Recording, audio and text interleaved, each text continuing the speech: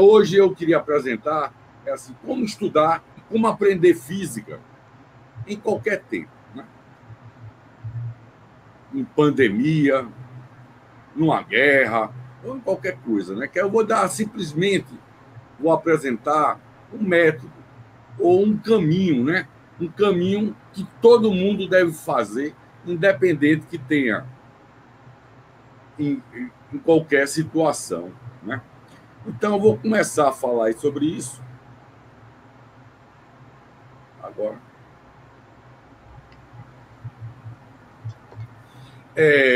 Pontos essenciais de uma psique-higiene do estudo da física, né?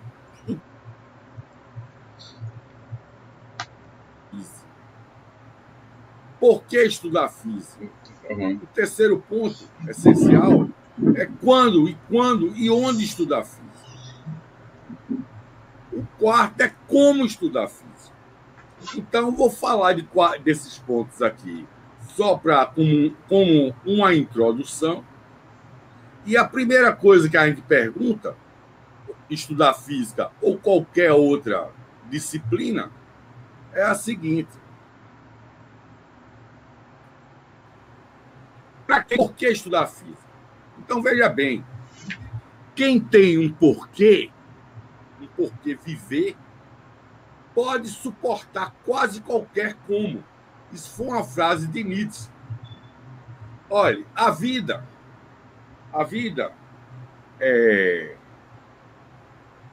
a gente não deve esperar nada da vida. A vida é que espera de nós.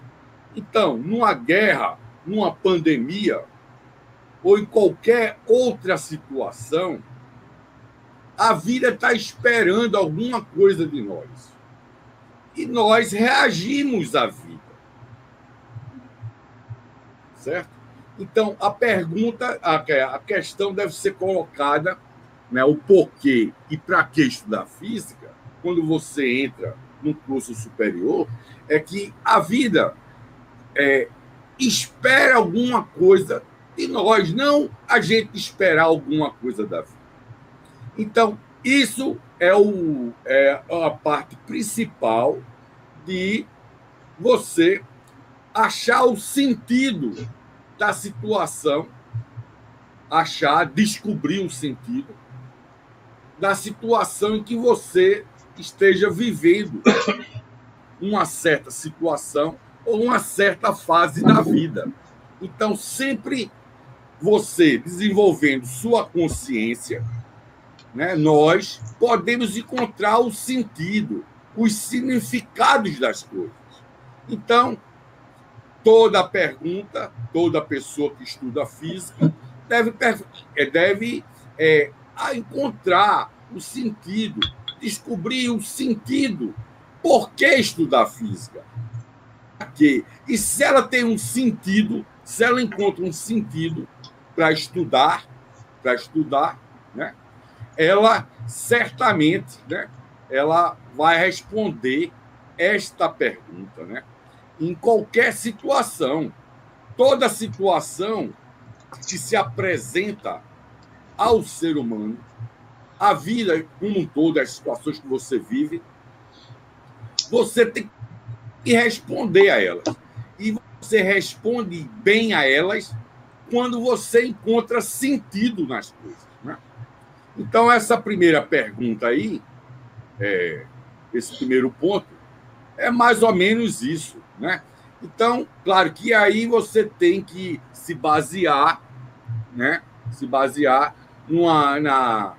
Eu me baseio muito na psicologia, na logoterapia de Viktor Frankl. Viktor Frankl diz que qualquer situação em que você esteja vivendo, você pode descobrir um sentido de viver aquela situação. Bom, agora vamos para a questão do espaço físico. Onde estudar? Onde estudar física e onde estudar qualquer disciplina. Então, é claro que no espaço físico, né, a gente precisa de conforto, né? Precisa de tranquilidade e conveniência. Conforto. Nós precisamos de uma temperatura agradável, uma iluminação adequada, uma cadeira confortável. Né? Bom, no tempo de pandemia, você encontrar um estudante ou uma pessoa que tenha condições econômicas e financeiras para ter conforto para estudar, é muito difícil no Brasil. É a minoria. A minoria estuda numa temperatura, o sol escaldante, certo? Uma iluminação tem muitas vezes inadequada, porque vai estudar de noite, né? Uma cadeira que não é confortável, mas, apesar disso tudo, o estudante brasileiro é um estudante que encara a situação. Ele vê sentido em estudar, né?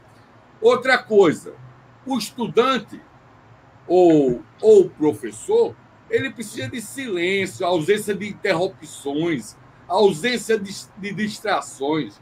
A gente vive, é difícil você ter um habitat, você morar, ter uma residência ou um local que tenha silêncio, ausência de interrupções, ausência de distrações, né? Então, ou seja, a condição do estudante brasileiro, ele desafia tudo isso, né? As conveniências agora, o espaço para guardar livro, ele não tem nem dinheiro muitas vezes para comprar livro, né? E ir para uma biblioteca, a gente está vivendo uma pandemia, então ele precisa de livro, ou ele tem uma biblioteca atual, né? Então, uma mesa arrumada, onde ele possa estudar. Ele não tem, a maioria dos estudantes, não tem condições de ter um espaço dentro de casa em que possa ter uma mesa arrumada, porque mesa arrumada é cabeça arrumada, né? Então, veja bem, tudo isso aí tem que ser superado, né? E é superado pelas significações e o sentido que o aluno ou o estudante ou o professor tem que desafiar, né? Então, agora vamos passar para o tempo. Ele tem, no tempo de pandemia, ele tem que... A organização do tempo é uma providência fundamental para aprender mais. O problema maior não é a falta de tempo, mas o tempo mal aproveitado, né? Então, ele tem que fazer uma diferença entre emergência e urgência, né? Uma pessoa... Então, as pessoas têm que saber a diferença entre urgência e emergência. Chega uma pessoa morrendo de Covid num hospital, por exemplo, né? E precisa de um respirador. Essa pessoa tem que entrar na emergência, não é urgência. A mesma coisa quando o aluno vai estudar ou aprender, o estudante vai estudar e aprender, ele tem que diferenciar o que é emergência, o que deve fazer primeiro, rapidamente, e o que é urgência, porque a urgência é para depois, não é para o momento. Então, você vê aí que todas essas questões do tempo, administrar o tempo, autorregular, e é uma coisa muito difícil. É um desafio para todos nós, estudantes e professores. Agora, veja bem, bons hábitos de estudo. Né? Bons hábitos de estudo, o professor também. Ler antes da aula, tomar nota da aula, fazer anotações e resumos, né? Bom, o aluno, o estudante, hoje em dia, tem que ler muito. Então, ele tem que saber como ler um livro, né? Ele tem um poder de fazer desenhos, mapas mentais, mapas conceituais. Então, criar esses hábitos.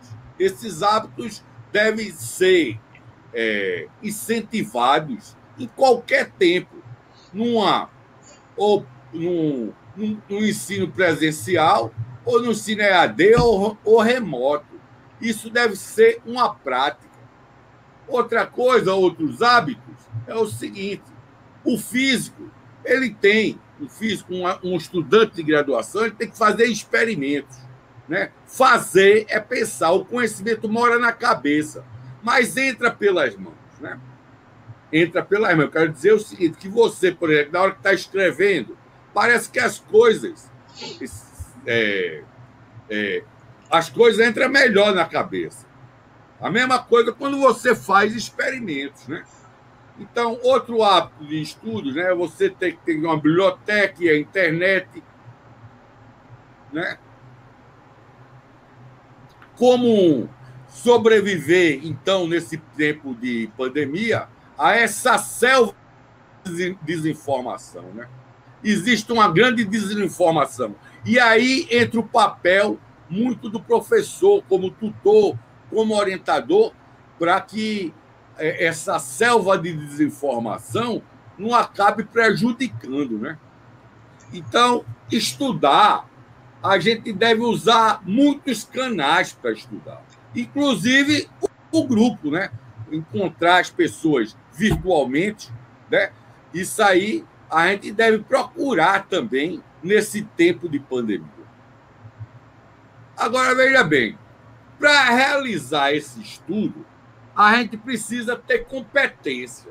Mas o que é essa ideia de competência, né? Essa competência, quer dizer, ela tem, como é que chama? Ela tem, a palavra competência tem muitas raízes, né? De raízes de um feixe de relações etimológicas, né? Por exemplo, competência, a gente pode lembrar também de competitividade, né? Competitividade aí vem do verbo competir. Competir vem do latim, né? Do latim. Então vem competere, quer dizer, pedir junto com, buscar junto com, esforçar-se junto com, né? Então, a gente tem que as pessoas falam muito de competência e essa ideia de competência é uma coisa meio complexa, mas a gente, para ter essa ideia de competência, e eu agora vou seguir o professor Nilson José Machado, ele diz o seguinte, o professor Nilson José Machado, ele diz que competência tem os elementos constitutivos da competência. Primeiro, ele diz que é a pessoalidade, tem um âmbito e a mobilização. Então, competência se refere a uma pessoa, certo? Aí vem um conceito, a ideia de pessoa, pessoalidade. Tratar o ser humano, qualquer ser humano, como pessoas, né? Então, competência, só quem tem competência são pessoas. Um animal não tem competência. Eu acho difícil, né? Um objeto, um livro não tem competência. Quem tem competência são as pessoas, né? Então a gente tem que ver esse conceito, essa ideia de pessoalidade, né? Uma pessoa é uma persona que desempenha vários papéis na sociedade, né? Então,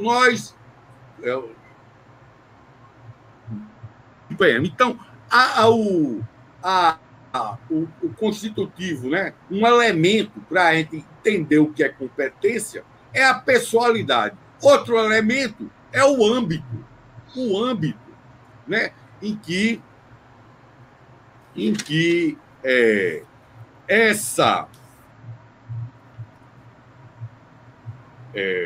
caracteriza a ideia, né? de competência. Por exemplo, eu posso dizer que um motorista de táxi, estou dando um exemplo, um motorista de táxi, ele pode ser competente dirigindo, tal, né? Mas, veja bem, mas a ideia depende do âmbito, né? Depende do âmbito que eu estou tratando, estou realizando, estou fazendo alguma coisa, né? Então, a ideia de competência depende do âmbito. Por exemplo, o motorista de táxi ele pode dirigir bem, mas se eu começar a falar de cidadania, a coisa extrapola o âmbito. Já saiu né? Eu já saí fora do âmbito. Eu extrapolei aquele âmbito. Por exemplo, o professor é competente na escola, mas na vida, então eu já estou extrapolando o âmbito. Então, essas coisas de competência é uma coisa para definir, para ter a ideia de competência, é uma coisa meio complexa, mas aqui está 3 constituintes básicos. O outro é a mobilização. A mobilização de mobilizar saberes, né? Mobilizar saberes. Mobilizar saberes ou recursos para a realização de um certo projeto, certo? Ou de um certo desejo. Então, você, o professor e o estudante, tem que mobilizar, né, recursos e saberes para, né, para realizar seus desejos e seus projetos. Então, esses são os 3 constituintes básicos da competência. Mas veja bem, se a gente for a pessoalidade, a pessoa, a ideia de pessoa, não que existe uma pessoa só. A gente não deve desvirtuar a ideia de pessoa com indivíduo. Indivíduo significa outra coisa. Então, a pessoa tem integridade. A pessoa é um ser biopsíquico, social e espiritual, e ela age com os outros, né? Ela interage, faz parte de um meio, né? Então, ela tem a personalidade está associada a esse par de integridade, a pessoa íntegra, inteira, né? A mobilização está associada ao conteúdo, né? Mobilizar saberes. E o âmbito está associado a esse par aí, que é a extrapolação do âmbito. Você sai do âmbito da escola e ir para um outro âmbito. Um âmbito, né? Quando você aplica seu conhecimento, né? O seu conhecimento e os significados dos seus conhecimentos em outro âmbito, né? Ou extrapola o âmbito da escola ou da coisa. Então, aqui são os eixos aqui para a ideia de competência. Você tem personalidade e integridade, é um eixo. O conteúdo e a mobilização de conteúdo é outro eixo, para que você possa ter a ideia de competência. E o âmbito e a extrapolação do âmbito em que você está realizando seu desejo ou aquele seu projeto, né? Então, esses aqui são os 3 eixos para a gente ter uma ideia de competência. Bom, eu estou seguindo aqui o professor Nilson José Machado.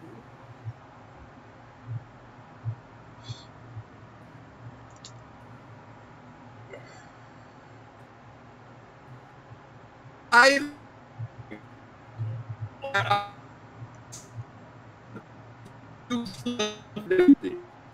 de competências que o estudante tem. O que quer aprender, né?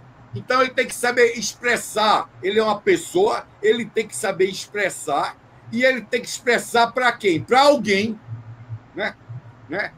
Ou ele tem que explicar alguma coisa que está fora dele. Então, ele vai ter que ter compreensão. Então, o estudante tem que desenvolver a capacidade de se expressar e a capacidade de compreensão do outro. Esse outro pode ser pessoa ou qualquer.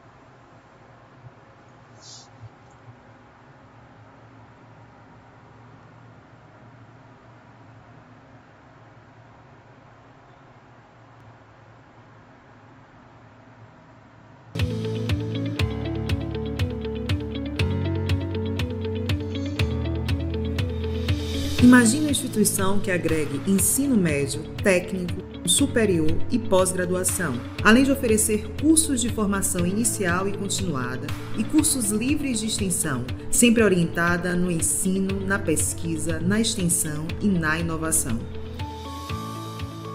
Estamos falando do Instituto.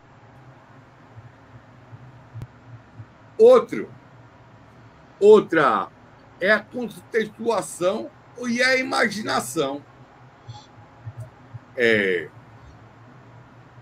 Vocês estão me escutando aí, que deu uma queda na internet aí? Oi, Pedro, tá? Agora voltou. Certo. Então, tem a argumentação e a decisão e a contextualização e a imaginação. Isso são competências que o estudante, né, competências básicas, são os eixos. Então, a gente pode fazer o seguinte resumo.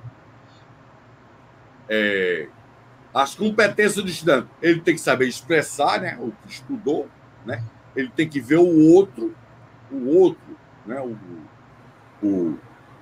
e compreender o outro. Ele tem que contextualização e a imaginação. Ele tem que imaginar situações que seja diferente daquele contexto.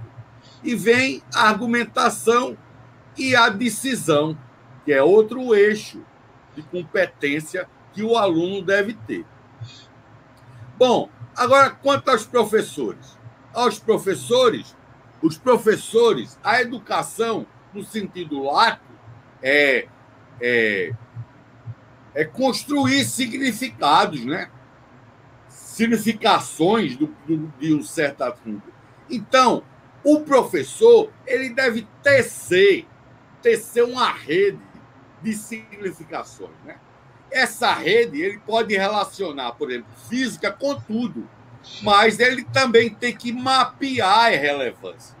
Então, eu posso relacionar física com química, física com sociologia, física com o mercado de trabalho, qualquer coisa. Eu posso tecer uma rede de significações, mas, além de tecer essa rede de significações, o professor deve desenvolver a capacidade dele, a competência, de mapear as relevâncias. Outro eixo que o professor deve ter é mediar conflitos e construir narrativas fabulosas.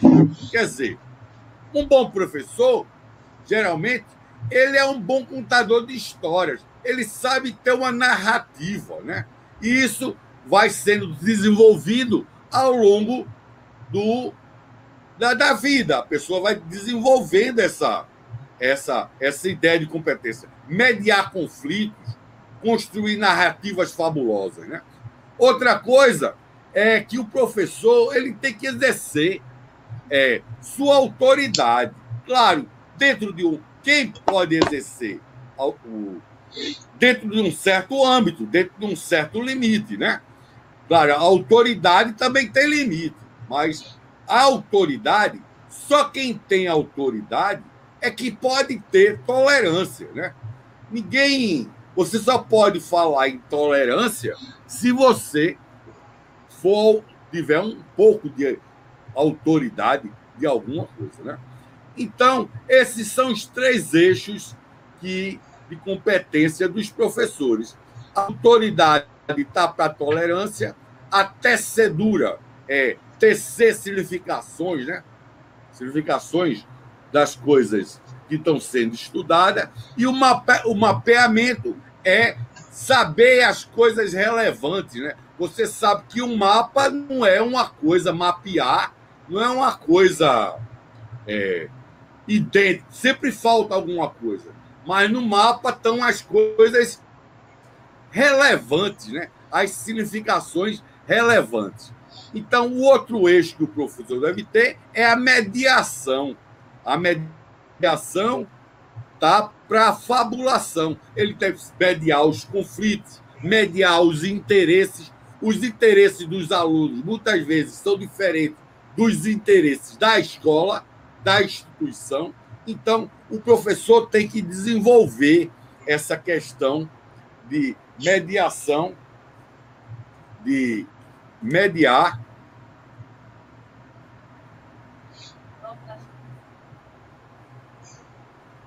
Então,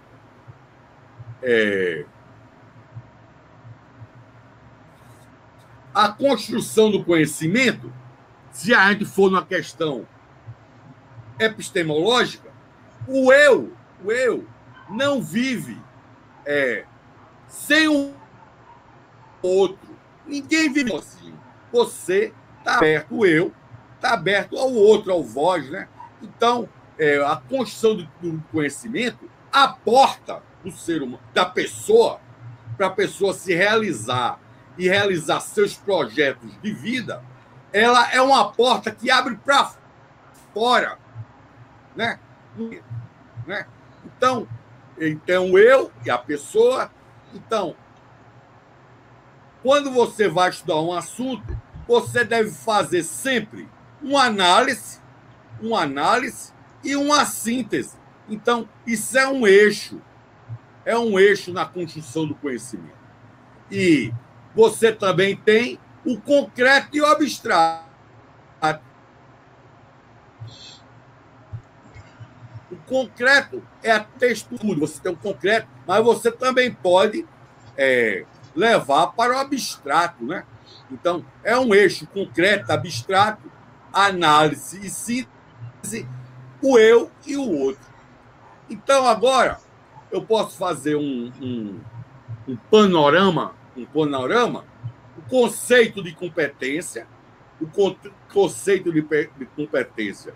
Então, são constituídos por esses pares aqui, ó, pessoalidade, integridade, âmbito, extrapolação, mobilização e conteúdo. Competência dos alunos, pessoalidade, expressão, a pessoa, né, se expressar. Integridade é a compreensão do próximo, do outro que você dialoga. Então, âmbito, a contextualização, a extrapolação, a competência que o aluno tem que ter é a imaginação. A imaginação é super importante. Você tem que ler muita coisa para deixar a sua imaginação um pouco livre, para você entender, né? Criar significações, né? A decisão e a argumentação. As competências dos professores, eu posso falar sobre autoridade, tolerância,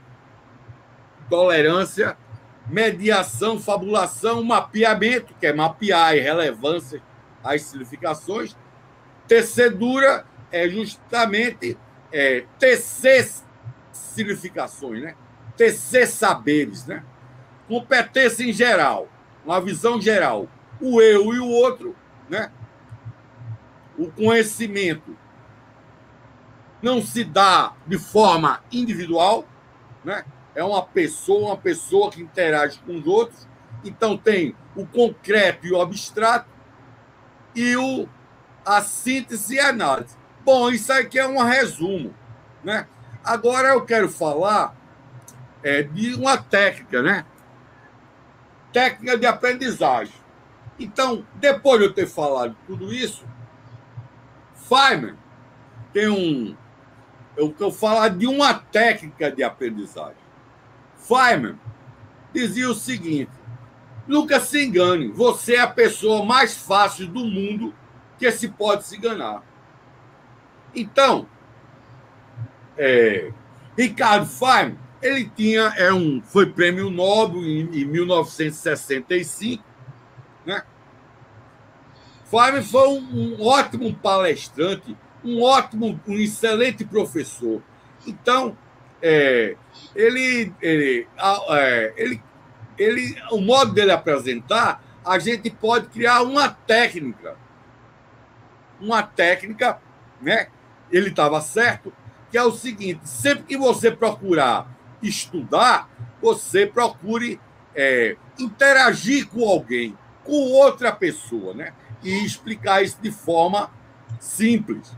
Então, é isso que eu vou falar um pouco aqui da técnica Feynman, né? Técnica Feynman é uma técnica aí de qualquer pessoa, isso é velho. Não é só Feynman que fazia, não. Tem muitos professores e bons palestrantes que usam essa técnica. Então, a primeira coisa são virtudes que a pessoa deve desenvolver. Primeiro, ela tem que ser uma pessoa humilde, né? Ela tem que saber quando erra. Ela tem que ser honesta, ter uma honestidade intelectual consigo mesmo e com os outros, né? Ter paciência. A pessoa que um bom estudante é uma pessoa perseverante, uma perseverança, tem que, né? E também ser tolerante. Então, eu dei 5 virtudes aí que uma pessoa que quer aprender e estudar tem que desenvolver muito bem isso aí. Então, vamos ver qual é o primeiro passo para a técnica de aprender. Uma técnica, né? Você escolhe o tópico e o tema. Depois que você escolheu o tópico e o tema, você pesquisa, começa a estudá-lo, faça um levantamento amplo do assunto que está tratando, né? Então, o primeiro passo que você deve dar quando vai estudar uma coisa é isso, né? Aí você vê, além do primeiro passo, estude usando canais, a escuta, o diálogo entre estudantes e professores, né?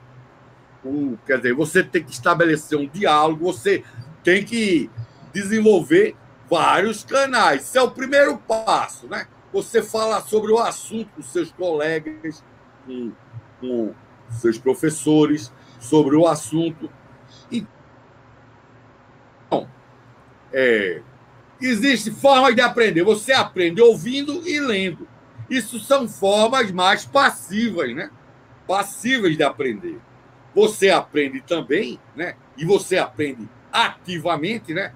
Quando você está falando e quando você está escrevendo. Então, é você sair do passivo de só ouvir e ler e você falar e escrever. Então, a gente pode falar um pouco sobre... sim, aí veja bem, nesse primeiro passo, você pega o assunto, analisa e faz uma síntese.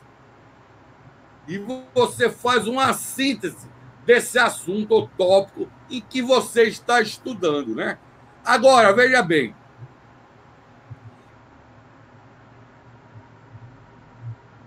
um paradoxo, um ensino passivo e ativo. Todo mundo sabe que o ensino ativo ele é mais salutar quando o aluno é ativo. Todo mundo sabe.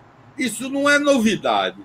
Quando a pessoa escreve, fala ou toma e é ativo, o aluno é protagonista do seu conhecimento, da sua aprendizagem. Todo mundo sabe que o ativo funciona melhor, que as coisas passivas, só lendo e ouvindo, aprende também, né? Aprende. Mas você aprende muito mais quando você é ativo. Isso é uma coisa velha, né? Isso é óbvio. Então, veja bem, existe uma tríade. O eu, o segundo passo agora do método. A tríade da vida é o eu, O eu, a pessoa humana, o ambiente em que ele vive, o ambiente, e o tu, e o vós, e a sociedade. Então, nessa tríade aqui, tem o fenômeno da vida. O fenômeno da vida, né? Então, você, se quiser aprender alguma coisa, você tem que procurar simplesmente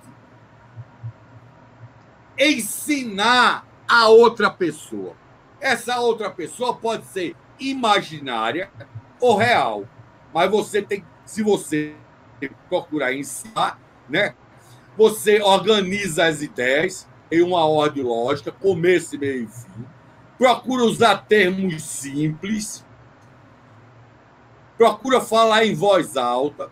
Formalize seu discurso. Então, esse é o segundo passo.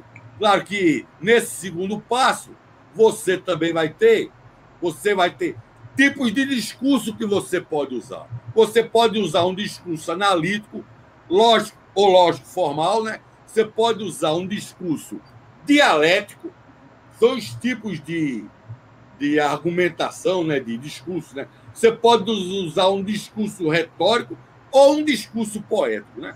Então, você tem os tipos de discurso que você pode usar, né? Discurso analítico, discurso poético, discurso retórico e discurso dialético. Quando você vai expor a outra pessoa, né? Ensinar a outra pessoa. Então, veja bem, o terceiro passo, depois que você expôs isso a uma pessoa, você identifica onde foi complexo demais, torna o material original e marca os pontos da sua explicação que podem ser melhorados. Você tem que ter humildade, ver onde errou, onde acertou, onde foi falho, né? Então, o quarto passo é você fazer um refinamento, aprendizagem e explicação. Corrige o conteúdo, aprofundando o conhecimento, simplifique suas explicações, estude mais a fundo o conteúdo, crie analogias, né? Aí é a imaginação, né? Criar analogias quando está tentando explicar um assunto, né? Então, Feynman fazia isso. Então, o quinto passo, você refaça todo o processo quantas vezes você achar que for necessário. Então, veja bem. Em resumo, o quadro é esse aqui, ó. Você escolhe um tópico, um assunto, a sua relação, você e o outro, você vai explicar, ensinar aquele tópico a outra pessoa ou várias pessoas, né? Depois você vai analisar suas falhas. Analisando suas falhas, você faz o refinamento, o aprofundamento, revisando alguns tópicos, né? E aí você repete esse processo. É bom sempre lembrar que a aprendizagem não se dá sozinha. Você é uma pessoa humana.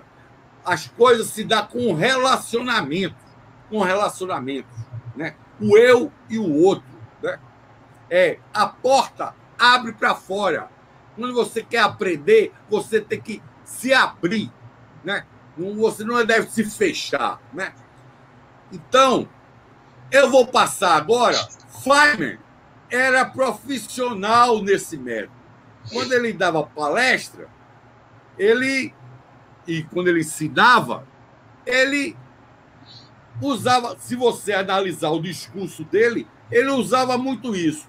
Então, em homenagem a Feynman, vamos ver como um Feynman, eu vou passar um vídeo aqui, só para vocês verem como era espetacular, como ele explicava as coisas de um modo simples, usando analogias e sempre se referindo, tentando explicar o outro, com um discurso, né? Um discurso lógico e formal, mas ele também usava muita imaginação.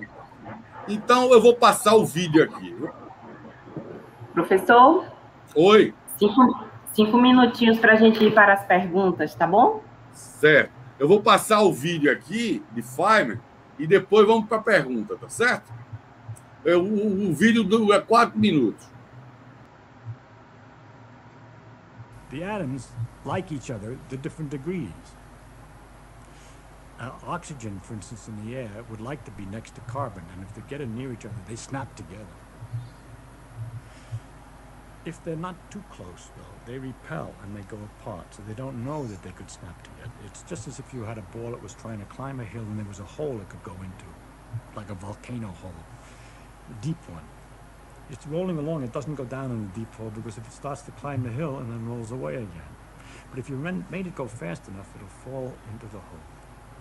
And so if you have something like wood in oxygen, there's carbon in the wood from the trees, and the oxygen comes and hits it, carbon, but not hard enough. It just goes away again. The air is always coming, nothing's happening. If you can get it faster, by heating it up somehow, somehow, get it started, a few of them come fast, they go over the top, so to speak. They come close enough to the carbon and snap in. And that gives a lot of jiggly motion, which might hit some other atoms, making those go faster, so they can climb up and bump against other carbon atoms, and they jiggle, and they make others jiggle, and you get a terrible catastrophe, which is one after the other. All these things are going faster and faster and snapping in, and the whole thing is changing. That catastrophe is a fire. It's just a way of looking at it, and these things are happening. They perpetual. Once it gets started, it keeps on going. The heat makes the other atoms capable of reaching to make more heat, to make other atoms, and so on. So this terrible snapping is producing a lot of jiggling. And if I put, with all that activity of the atoms there, and I put a cup of coffee over that massive wood that's doing this, it's going to get a lot of jiggling. So that's what the heat of the fire is. And then, of course, if you see, this is what happens when you start to think. You just go on and on. You wonder how did it get started? Why is it that the wood's been sitting around all this time with the oxygen all this time, and it didn't do this earlier or something? Where did I get this from? Well, it came from a tree. And the substance of the tree is carbon. And where did that come from? That comes from the air. It's carbon dioxide from the air. People look at trees and they think it comes out of the ground. The plants grow out of the ground. But if you ask where the substance comes from, you find out, where do they come from? The trees come out of the air? They surely come out of the air. No, they come out of the air. The carbon dioxide in the air goes into the tree, and it changes it, kicking out the oxygen and pushing the oxygen away from the carbon and leaving the carbon substance with water. Water comes out of the ground, you see. Only how did it get in there? It came out of the air, didn't it? It came down from the sky. So in fact, most of a tree, almost all of the tree is out of the ground. I'm sorry, it's out of the air. There's a little bit from the ground, some minerals and so forth. Now, of course, I told you the oxygen, we know the oxygen and carbon stick together very tight. How is it the tree is so smart as to manage to take the carbon dioxide, which is the carbon oxygen nicely combined, and undo that so easy? Ah, life. Life has some mysterious force. No, the sun is shining. And it's the sunlight that comes down and knocks this oxygen away from the carbon. So it takes sunlight to get the plant to work. And so the sun, all the time, is doing the work of separating the oxygen away from the carbon. The oxygen is some kind of terrible byproduct, which it spits back into the air, and leaving the carbon and water and stuff to make the substance of the tree.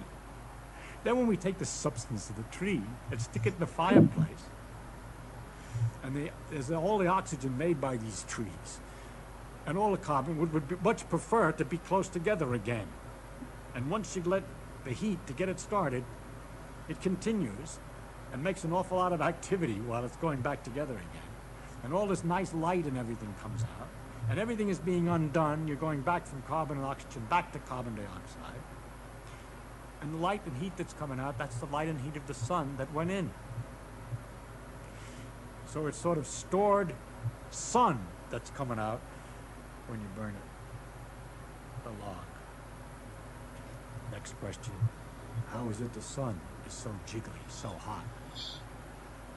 I gotta stop somewhere. I'll leave you something to imagine.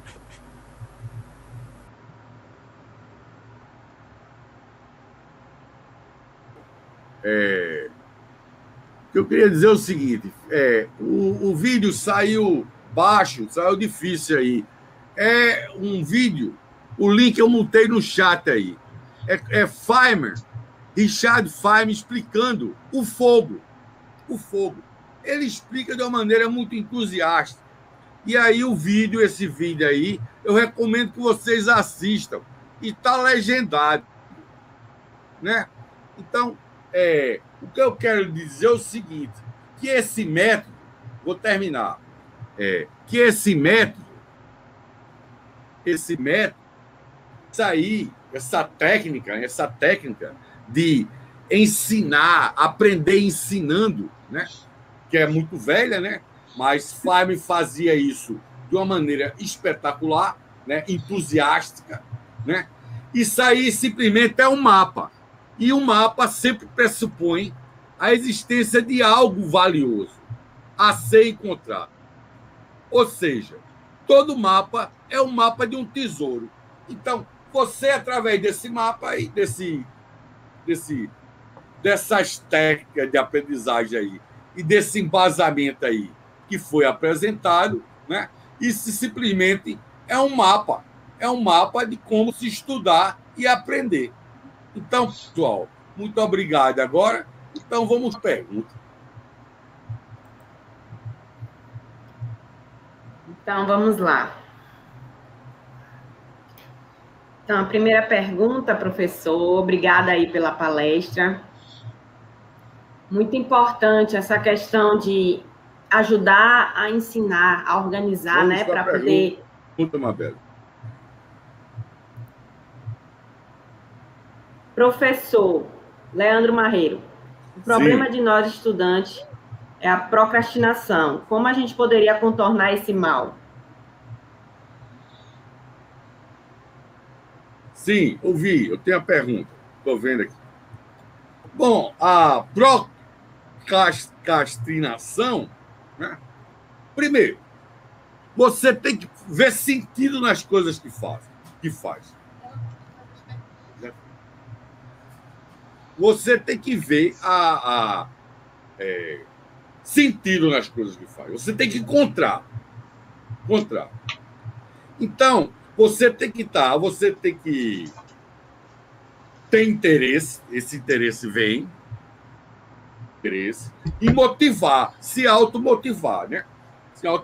Se você tem um sentido para as coisas, então se você descobre o sentido, você automaticamente é automotivado. Então, a procrastinação tem vezes que é o seguinte: você tem que agir. Se você não agir, aí é que começa, aí que se torna um problema. Você tem que agir, tem que sair da inércia e tentar fazer. Claro que você tem que ter prioridade, né, para fazer uma coisa, mas aí é que está a sua luta, né? A gente deixar as coisas para depois. A gente tem que ir atrás, tomar atitude. E aí, quando a gente vai mobilizando, porque você, para aprender e estudar, você não é só mobilizar saberes e mobilizar recursos. Você tem que realizar seu projeto. Você tem que realizar seus desejos. Então, na hora que você começa a agir, é aí que você começa a vencer a procrastinação. É que aí você tem chance de vencer. Porque aí você fez a escolha de não ficar no passivo. Você tem que ir no ativo para realizar seu desejo e seu projeto. O que você deseja, o que você projeta. Você mobiliza saberes e recursos e vai começar a agir. Então, na hora que você entra nesse processo, você tem grande chance de vencer a procrastinação.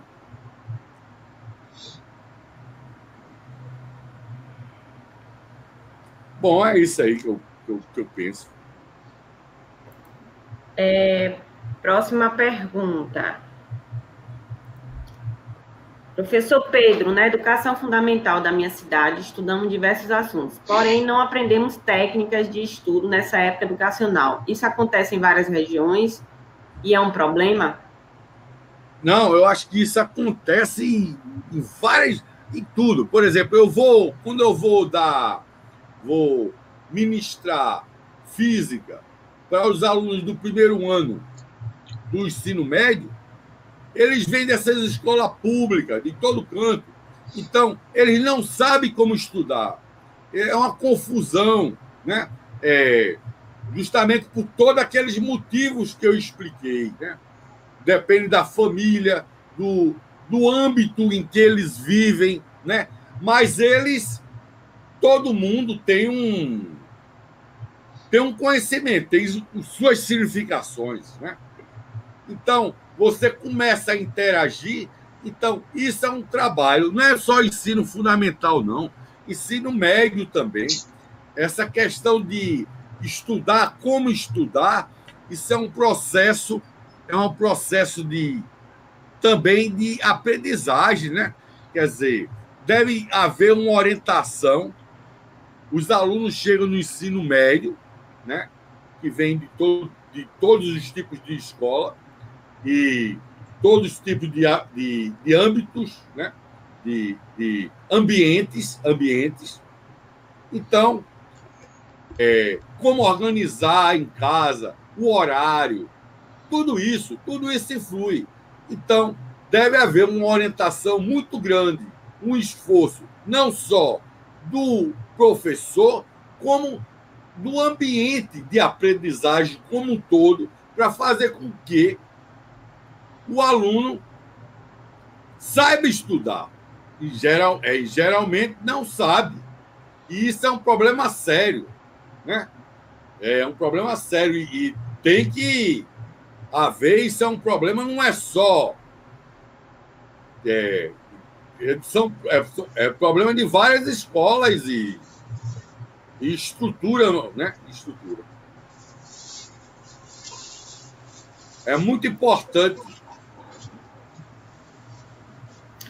Ô, professor, para encerrar, temos a última pergunta. E aí o senhor responde e faz suas considerações finais. Tá bom? Muito obrigada pela palestra, muito obrigada pela participação. Mas a última pergunta, vai aí. Bom dia, meu docente. Diante do tema da palestra, professor, como estudar e aprender física em qualquer tempo, o que estudar primeiro em física, mecânica clássica ou em física moderna? Obrigada, Pedro. Fica aí a pergunta.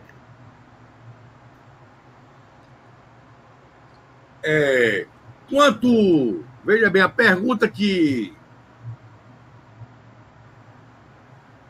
Evangelista faz para mim aí é o seguinte: se deve estudar mecânica clássica ou física moderna primeiro? Não, eu acho que, claro que a visão clássica do mundo, né, a física clássica, é uma coisa que você deve estudar sempre. Nossa visão,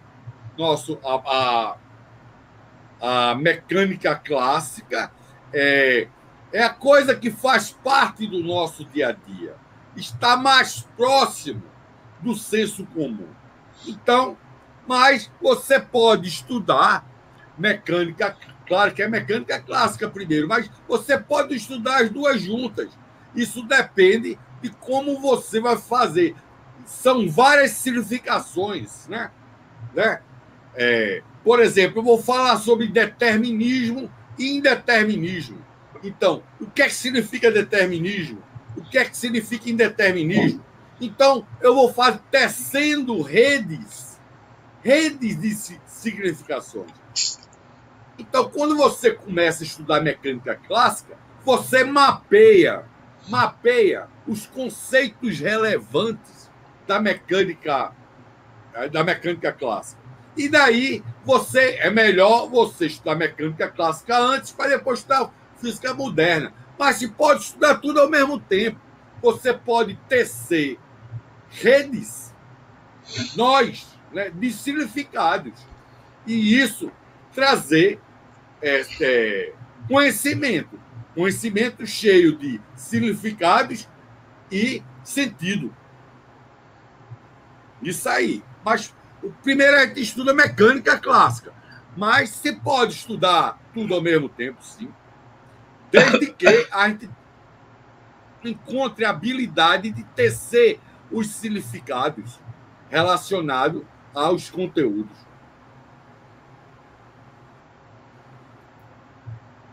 Obrigada, professor.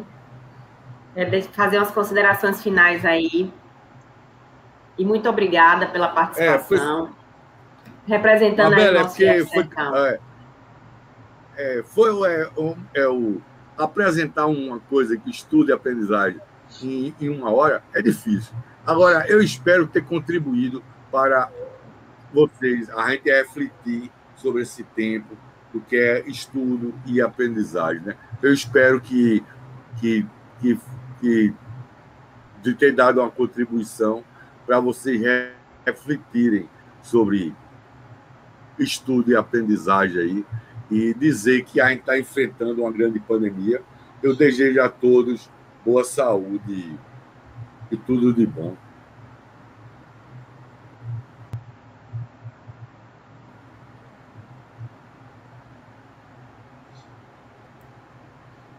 Até mais, professor. E muito obrigada mais uma vez. Mabel, um abraço. Tudo de bom aí, pessoal aí do YouTube.